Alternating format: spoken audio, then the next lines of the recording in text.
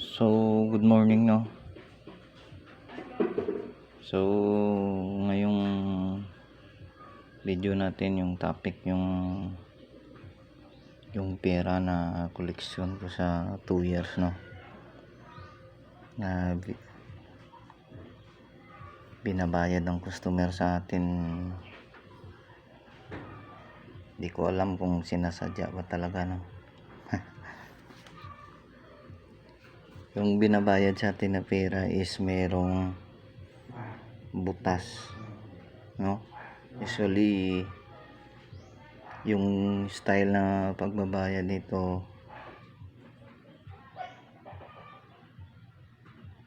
paggabi, no, yun iniipit nila dito pag maraming bills na maraming 20, iniipit nila sa gitna. So minsan sa pagmamadali natin, no, maraming nakakalusot talaga, no? Ayan, no, mga koleksyon natin sa binabayad sa atin, no, na mga sirang pera. Ito sana, no, malaking bagay na to sana, no, pang pagkain namin, ang gasolina, no, tsaka pangbili ng load. So pag sa food delivery kasi lahat sa amin yan, kami yung kami yung may kapital, kami yung bumibili ng load, tapos may load, pagkain, gasolina, no,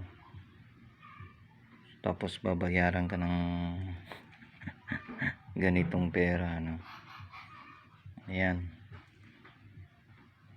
sa 2 years ko na yung mahigit na nasa trabaho ko ng food delivery. Usually madami yung mga 20, no, ito 50, no, daming damage yan. Usually binabayad din, sabi ko nga, pag gabi, hindi kaya iniipit sa gitna, no. Ito, sino bang may kasalanan dito, 'di ba? No, sana maawa naman kayo sa mga parehas namin na naghahanap buhay, no. Malaking bagay na to, kahit 20-20 lang, no, yung marireceive natin ng mga butas-butas, yung may sira, no. May 50, yung 100 bill na ewan ko, no. Buti sana kung luma lang, nagasgas, yung meron pang punit sa gilid, no.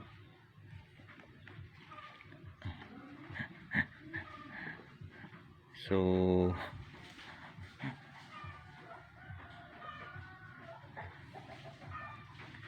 tapos yung ba't ginawa ko tong vlog na to, no, ginawa natin ng video kasi nung nakaraang araw, tingnan mo naman, no, grabe talaga yung ginawa sa akin, no. Yung 500 na bill, no, natandaan ko to ata gabing-gabi na to binayad, hindi ko na check, no. Nan mo, may punit sa gilid, bago yung pera, 2021. Malaking bagay na to, no, bawas sa kita namin. Aba mo naman talaga, no.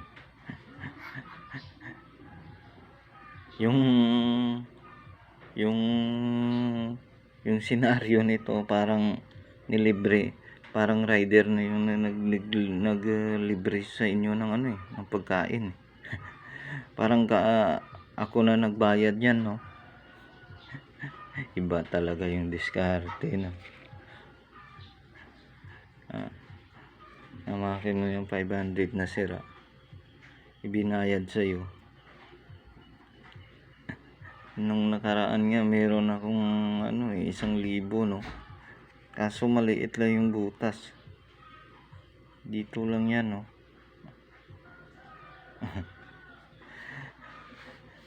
Iba talaga, no? So, ngayon, pag nagbabayad yung customer, tine-check ko talaga yung yung pera kung may sira, may punit. Ito, no, binayad sa'yo. Kapag ikaw magbabayad, no, isukli mo to sa customer. Ayaw nila tanggapin. Pero sila pero may mga taong magbabayad sa'yo ng ganito, no?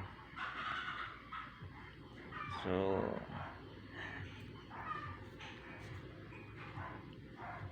parang nasira yung araw ko kasi malaking bagay na to yung 500 no? Sabi ko, wala talaga yung babayad sa yung mga ganitong pera, no? Hindi naman kami arawan, no? Per trip lang yung ng mga rider. Tapos babayaran ka ng mga ganitong pera. Ang mahirap niyang ibabayad sa'yo ng ganito, no? Tapos kapag isusukli mo to sa customer ng ganitong itsura, ayaw nila tanggapin. Yun ang mahirap. So,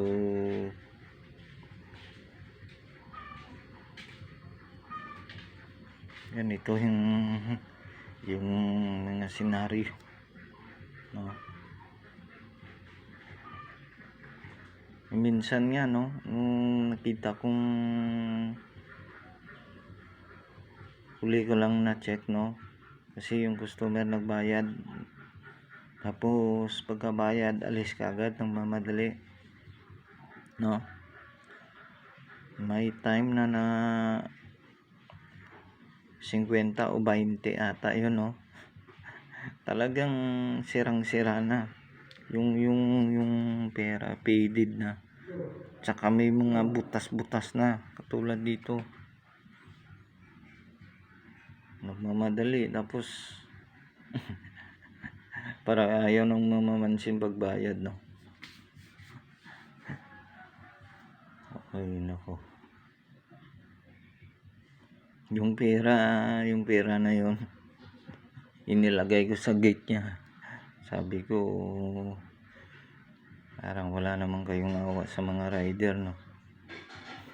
meron talaga, no? Ito collection ko to sa 2 years. Tapos ginawa ko na to ng video, no? Kasi parang nasira yung araw ko, no? Babayaran ka naman ganito, no? 500 punit. So, ito lang yung today's video natin, no? Kasi parang nasira na yung araw ko, So, maraming salamat.